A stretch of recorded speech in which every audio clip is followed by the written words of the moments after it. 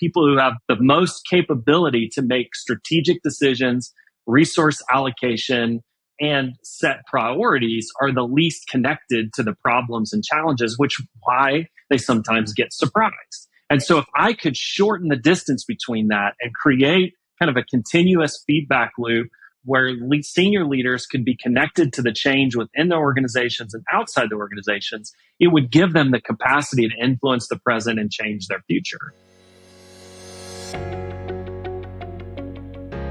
Welcome to Revenue Insights. Every week, we'll be joined by revenue leaders from some of the most successful and highest growing companies. Together, we explore how they built their revenue teams, the journeys that they've been on, and the lessons they have learned along the way. Revenue Insights is brought to you by Ebster. We're a revenue intelligence platform designed to help revenue teams to build more pipeline, close more deals, and retain more customers.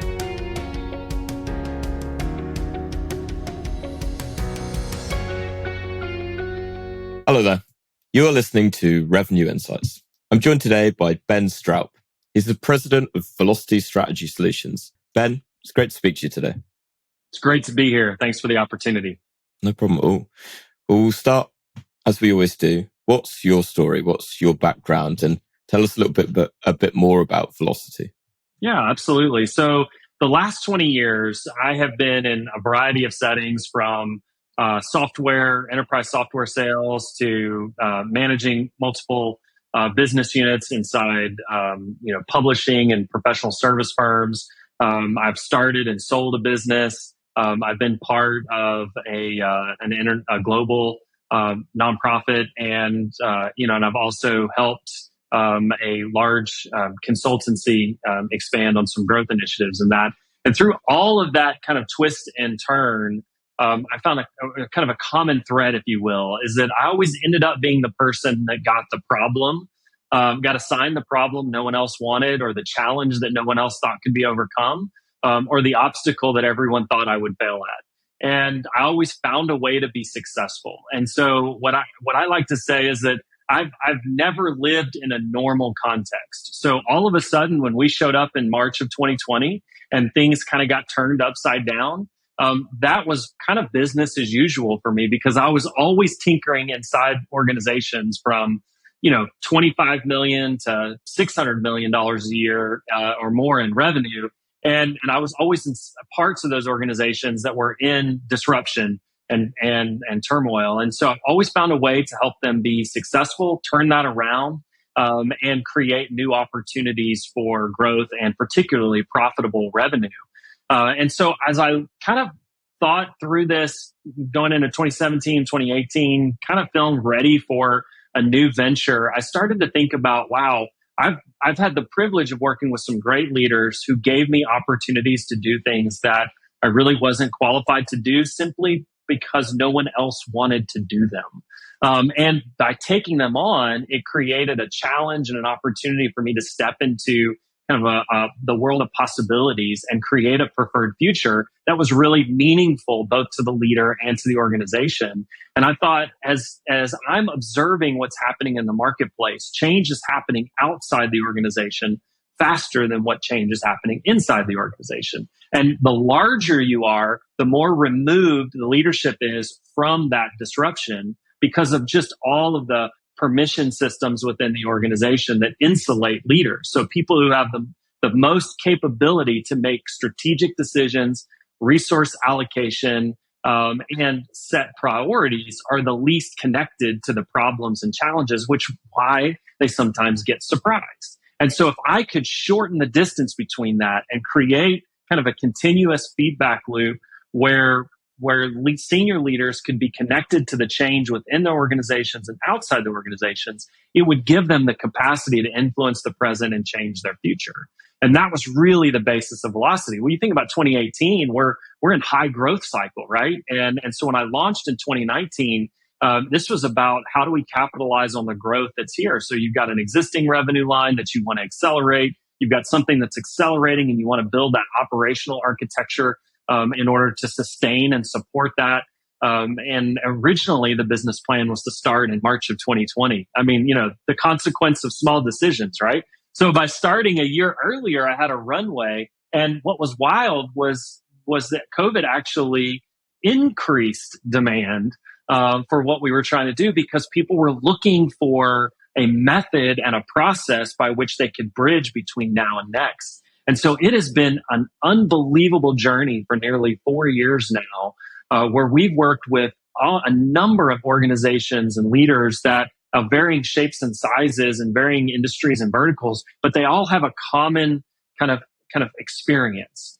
What they're doing today, they're doing the best they know how to do and are getting similar to declining results. In other words, their operational costs are increasing in order to maintain or perhaps to even offset a decline.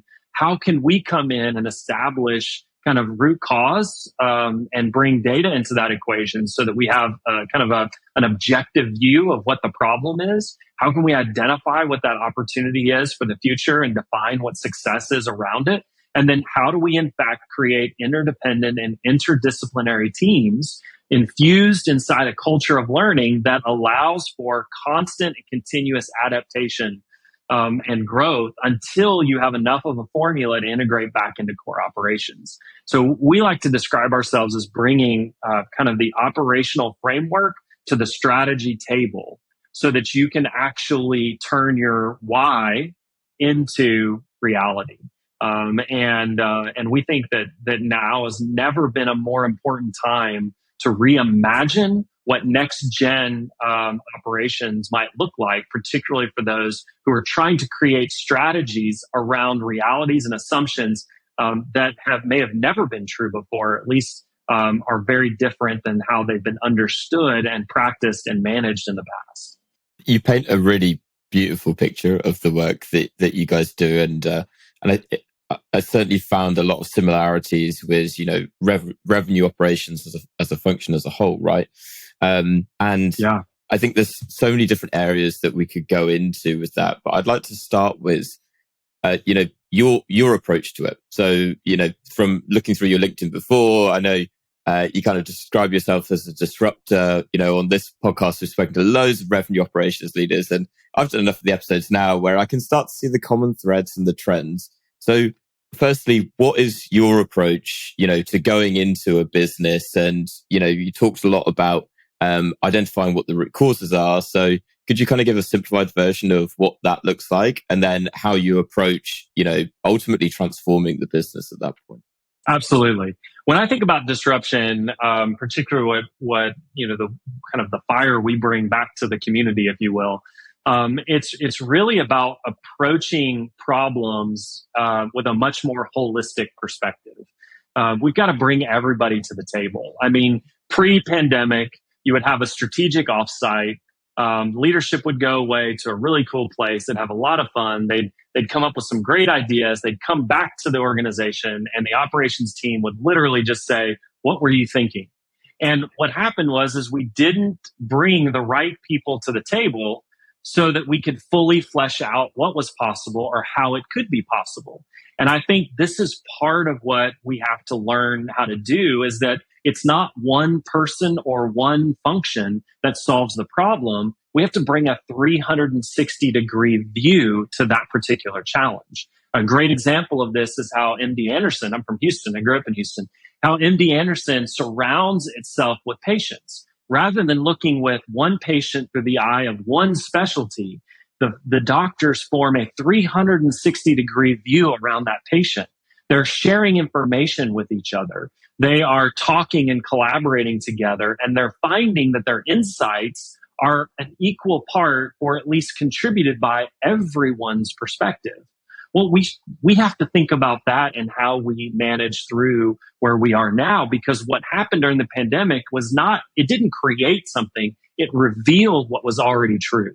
That the hallmarks of the kind of the industrial management philosophy, division of labor, specialization, verticals, all of that had come to its logical end. That even was further accelerated in the early 2000s after 9/11 and the debacle that led to Sarbanes-Oxley, and you started to see the infusion of accountants and lawyers into the C-suite, which really diminished a lot of innovation and really trumpeted and increased the value of risk mitigation and management. So that just further doubled down on, on eliminating errors, on that whole concept that made the industrial management philosophy work. The only problem was the way that we were going to market was becoming much more integrated. And particularly in the RevOps space, we started to see the move from chief sales officer and chief marketing officer to chief growth officer or chief revenue officer. And we started to see leadership teams experiment with that. Well, all of a sudden, when the pandemic hit, we realized that not one person had all of the answers. We needed each other to have the answers. So we've actually developed a 4-part framework that helps us help organizations make that transition. And it's people, process, technology, and data. So we have to have the right people oriented around the right strategies. And we use a tool called the predictive index. So we believe it brings people analytics to the table. So through a very short behavioral analysis, we're able to actually identify the work preferences of the team in orientation to the strategy. So for example, working with one established, mature organization, 80 plus years old, very predictable revenue patterns, their leadership team is almost about 80% of it is process, work preference. So how they show up is, tell me how to get it done and I'll follow that. And then the other 20% is in the results category. I'm going to continue to do what I always have done until the new method is proven, right? These are most of your salespeople too. This is why it's so hard to get salespeople to sell something brand new, is because until you prove it, I'm not going to change anything. Well, guess what? Why do you think the board is unhappy with their progress against innovation and new revenue?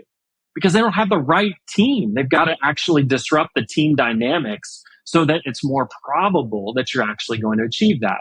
And we believe that's a completely undervalued assessment in today's leadership climate. Is not just do we understand each other through Myers-Briggs or DISC or other things, which tend to be more kind of like really nice exercises about getting to know each other. But it's really not understanding how do we increase our capacity to have a 360-degree view around the challenge. Then once we have that settled, then we got to decide how that team works together. Technically we call that standard operating procedures and service line agreements. But basically I like to use the word permission systems. These are generally accepted ways in which we choose to work together. So how do we understand what we need from each other? And how do we understand how our work contributes to another person's success? So it's not just what do I have to do, but how is my success going to help somebody else be successful? And that's really how you begin to define the process. And because we're doing things in new ways, old processes don't fit, or they're too inflexible in order to really be effective in this new world. Or it's been kind of kept and passed along through oral tradition. And there's really no understanding. If you remember the beginning of Fiddler on the Roof, Tevye asked the question, why do we do these things this way? I don't know. Tradition. And that is how many of our teams are working together. We don't know why they do it. We just know this is how it's done. And this is what we inherited, and this is what we're going to preserve. And so understanding the right teams around the right strategies, working together in the right ways, then helps us prescribe how we use technology. And this is where I think the rubber meets the road. If you ever want to know, I like to say, if you ever want to know how functional or dysfunctional your organization is, change your CRM or ERP system based upon the context of your business. And you will discover just how non-functional it is. Every time we've guided an implementation into an ERP or a CRM system, it surfaces the painful corners of the organization that are keeping it from moving forward, things that we like to tuck under the rug, or things that are hard to see on a spreadsheet. But once we understand the right people and the right ways to work together, we use technology to institutionalize that. So we create a single technology spine that runs across the organization. This was the dream of the ERP in the transportation and manufacturing world, right? You have a single point that is connecting how the organization works together to achieve that particular outcome. By doing that well, you achieve two things that are important to the next step, which is the data part. You automate the collection and the structure of that data. The reason why companies have thrown so much money at data and it's proven to be invaluable is because the work hasn't been done around how it's collected, what the data dictionary is and the meaning is, how it's to be used, what actions it's to inspire, and what it means inside the context. So if we do that work and build that into the technology, we reduce the human effort in order to collect and structure the data, which means that we get quicker access to the data that we need. And the idea in our framework is real-time data that's piped back to the people on the team so that you create that continuous feedback loop. So people, process, technology, and data creates the energy you need to really fuel a culture of learning so that as you're moving forward into the unknown, you have the ability to adapt in 90-day increments in ways that are not just based on human perception, but are really challenged and validated by objective realities. And we believe that strength enables an organization to do things that it presently doesn't know how or doesn't believe is possible to do. Now, the grand scheme in my mind is what would that look like to have those small systems existing inside an entire ecosystem? So rather than industrial management seeing an organization in boxes and verticals and categorization, what if we started to see organizations like a solar system, and each planet has its own structure around that, very similar. And then we just find out, how do we find the balance and alignment between all those things so that what's most important at the top gets cascaded down throughout the organization in a way that every single person, even the lowest individual contributor, understands how their success contributes to the success of the company. And that's a process that we bring in its entirety to an organization, and have found it to be incredibly helpful in helping them bridge the gap between now and next. I love the analogy almost of, the gravitational pull of, the core of the business and everything revolving around it.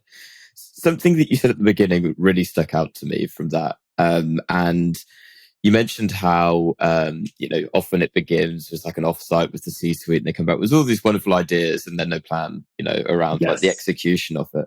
So something that I've seen kind of being debated a bit is, for revenue operations or operations as a whole, do you believe it's a executive function or will be an executive function in, kind of the future?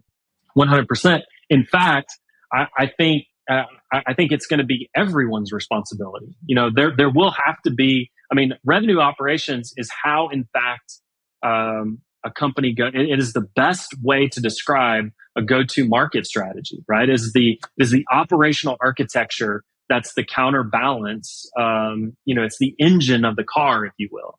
And so without a doubt, it will be represented at the C-suite. But I think what it also represents is an opportunity to see revenue integrated into the larger, larger scheme of things. And what's also interesting is I think revenue is a lagging indicator. So I think what it really will afford organizations to do is to begin to create structure around leading indicators that actually gives us a much more quantifiable approach to building equity within our customer base. And I think that's where the magic is going to happen. And so what I think revenue operations is doing for us now inside organizations is helping demonstrate what it looks like for sales, marketing, and service to operate as one team on a single technology spine, operating from a single set of data that's allowing for more collaborative and interdependent conversations that are driving meaningful change. I think we can back that up from the actual transaction and start to see better forecasting tools by looking at leading indicators, which is an interesting thing that we're starting to do now, is build dashboards and kind of dynamic measurement analytical environments that look at the things that are contributing to the revenue operations, which is kind of building the other side of that conversation.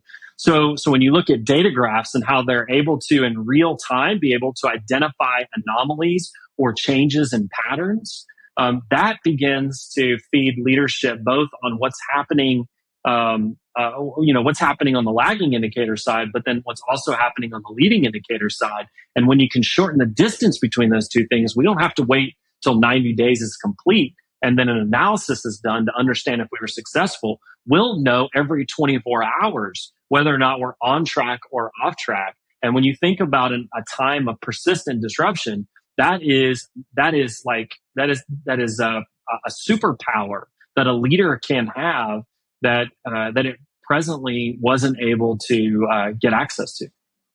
Something that really stood out there.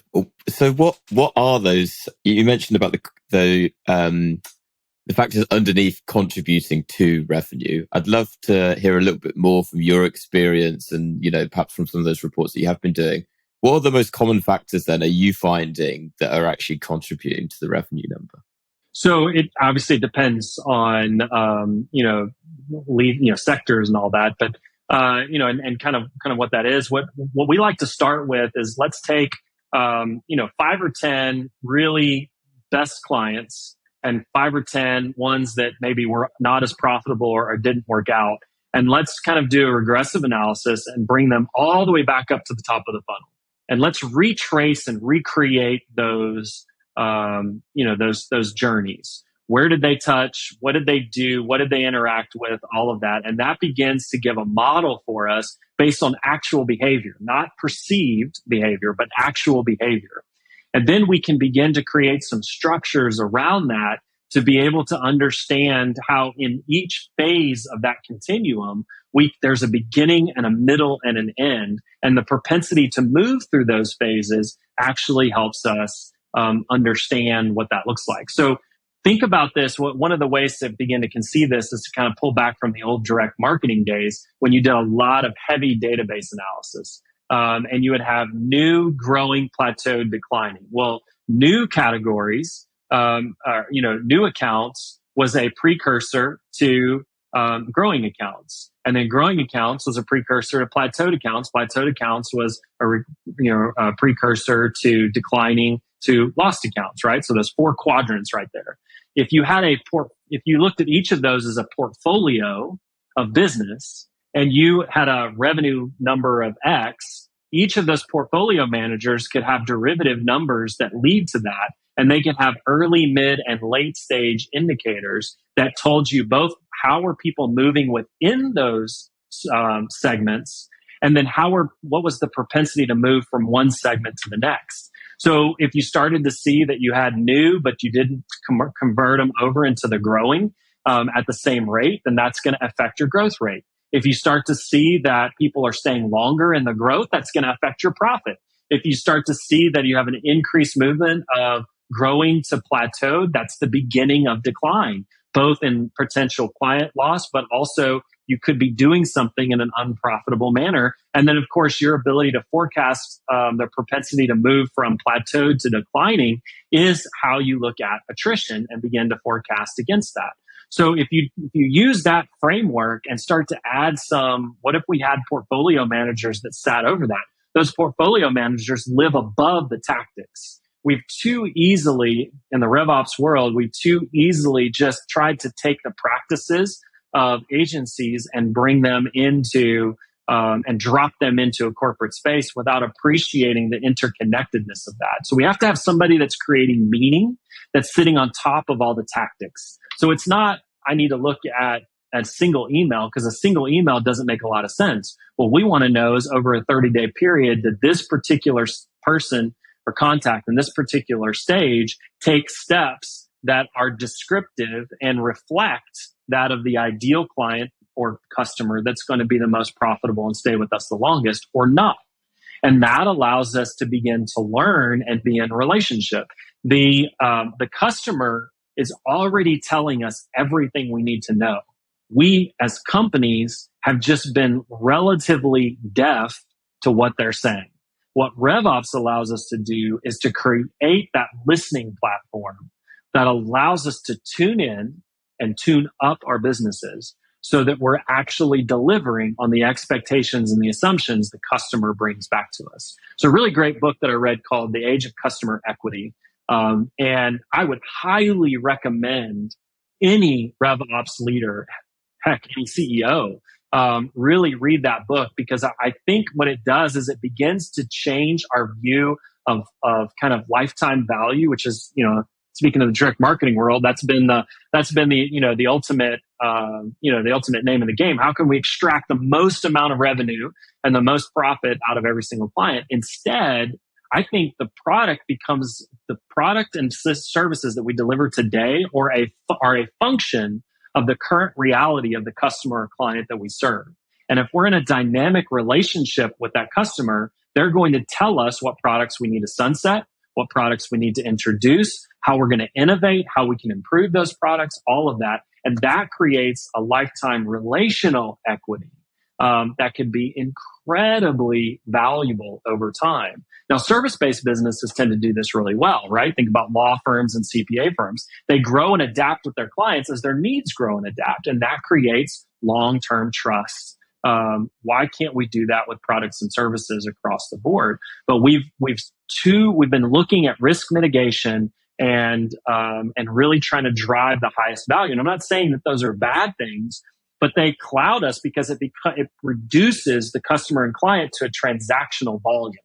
And unless you're in just a huge space where you can burn through clients and never end up with, or never kind of have, fewer new than you have existing, and you can manage that churn rate, then you really are in trouble. And most organizations can't handle a high volume of churn that, like, say, really large organizations might have that have more, consumer-based products. And so the more that we can build the structures to listen to our clients, which I think is what RevOps can really provide us, the better we can do. How can we create the sales process to be a more pleasurable experience? How can we reduce the friction in that process? How do we equip in the marketing side of it to help discern and decide and identify what the customer and a prospect stands for and what they're most interested in doing?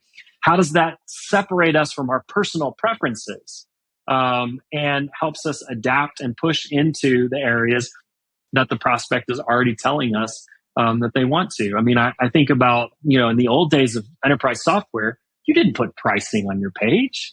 Oh my gosh. I mean, that was the wrong thing to do, because you wanted to put call for enterprise. Well, today when I see call for enterprise pricing, I mean, that's like, I know exactly what that means. It's going to be a long, painful process where they're going to do this really broad. And all I want to know is, am I in the ballpark? Is this thing $1 million a month, or is it $10 a month? And so the idea of increased transparency is where the market is pushing everybody. That transparency isn't meant to discredit. That transparency is meant to say, yes, I believe what you believe. I believe you can help me, and I believe I can afford your services. Well, if you can increase the conversion rate of those that you're surfacing as MQLs and SQLs and SQOs in your pipeline process, then you actually have the ability to reduce the length of time that they're in your pipeline, which means that you have a better line of sight to what the to what your close rate's going to be and how you can forecast that revenue. And it also helps you forecast demand, so you know how to do your staffing.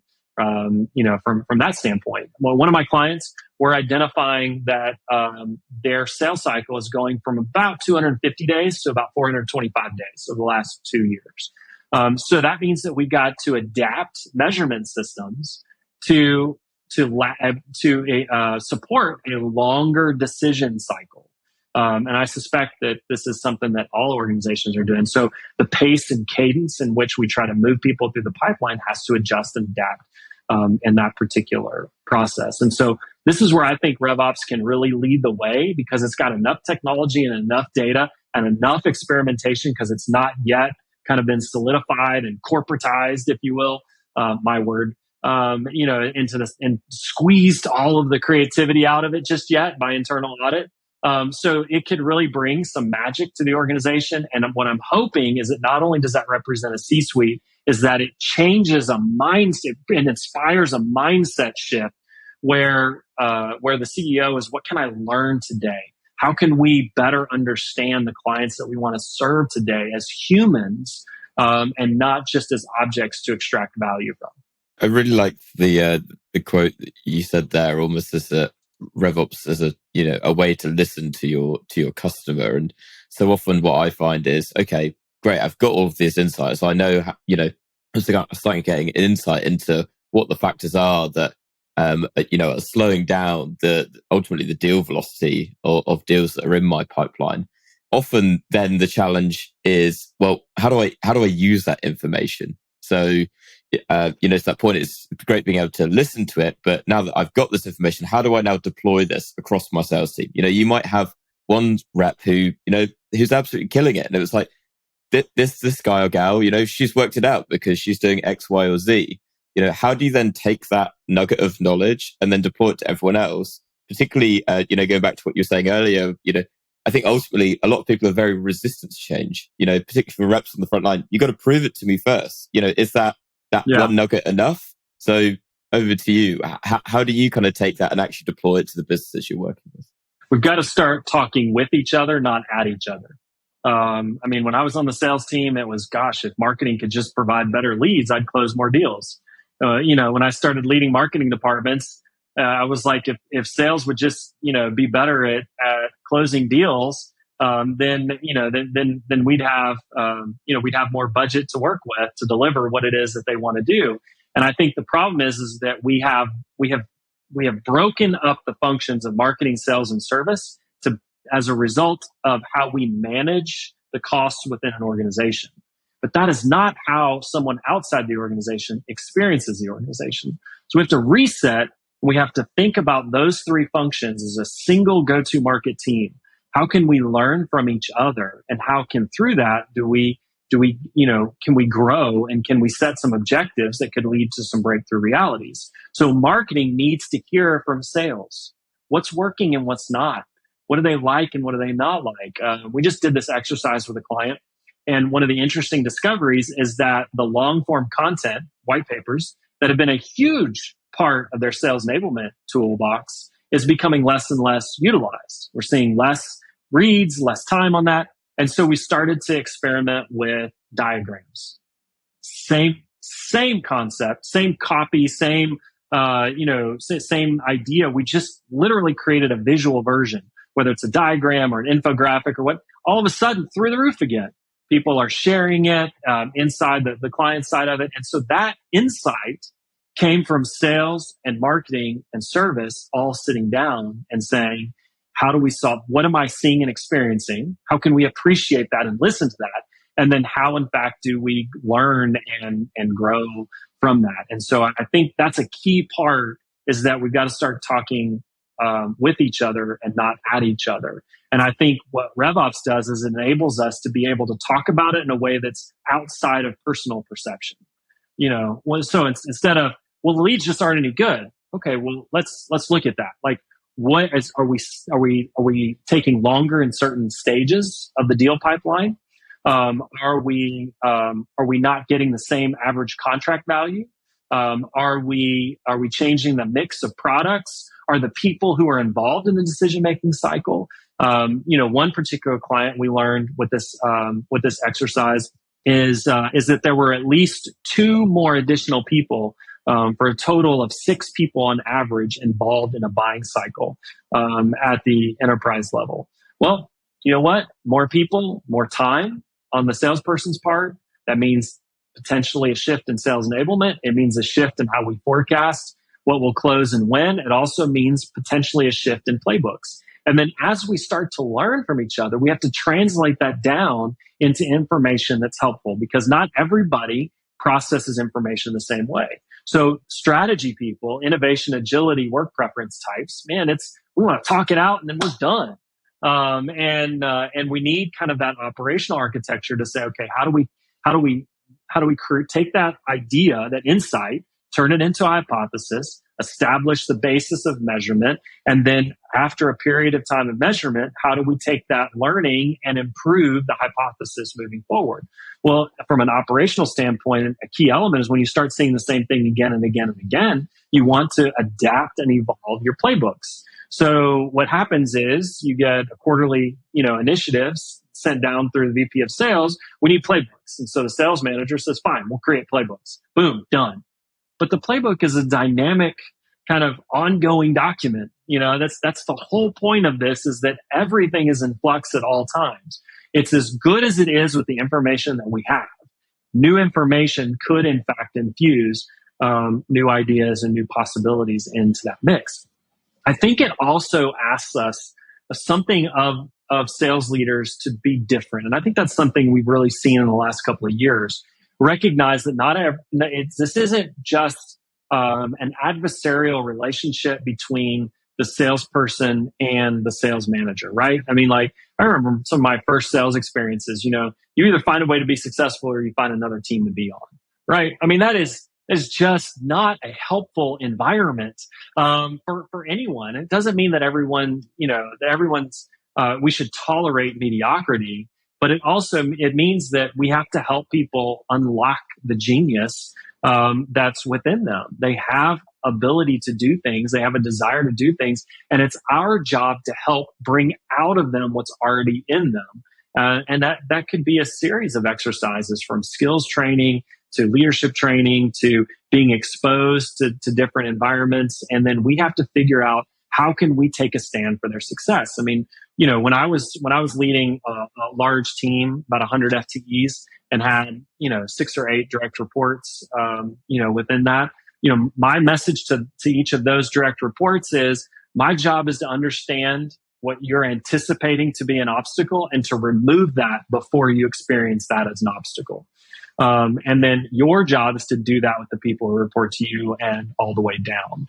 And so as a manager, if we focus on developing people, those people are going to take care of our prospects and our customers in ways that we wouldn't have imagined. And I think about, certain people that I've done business with for a long time. I really don't care where they are. I just want to work with that person, because I know their integrity. I know that they're taking a stand for my success. And then in the midst of that, I'm gonna create a relational dimension that is very staying. And I think this idea of trust is a very relational concept. And so even in high transaction volume environments, it's about trust. I mean, I think about the company that puts fertilizer and takes care of all the stuff throughout the year on our grass. I mean, it's a very simple service. It's a very inexpensive service. But you know what? I get a text from the same guy a week before he comes. And he says, "Are you seeing anything, experiencing anything that we need to talk about?" I get a text after he leaves that says, here's what we did. And here's what the next treatment is. And here's how, if you have any feedback for me, that you can give that. Holy cow. I mean, that's a brilliant, process. And so I think it's the most important thing, is we have to take a stand for the people that we believe should be part of the team. And we have to help them be successful. Sometimes we discover that being successful is them not staying in their current role. And we might find another role for them within the organization or elsewhere. But it means that it's not about just cracking the whip and scaring people to death and throwing chairs and pounding tables and, turning over conference rooms. It means saying, you know what, let's figure this out together. And in this environment, I'm sorry, there's no simple answers. It is. And if somebody tells you it's a simple answer, they're not being honest with themselves, or they haven't come to grips with reality. Ben, I want to wrap up this conversation with one final question. And you've already mentioned one book in our conversation.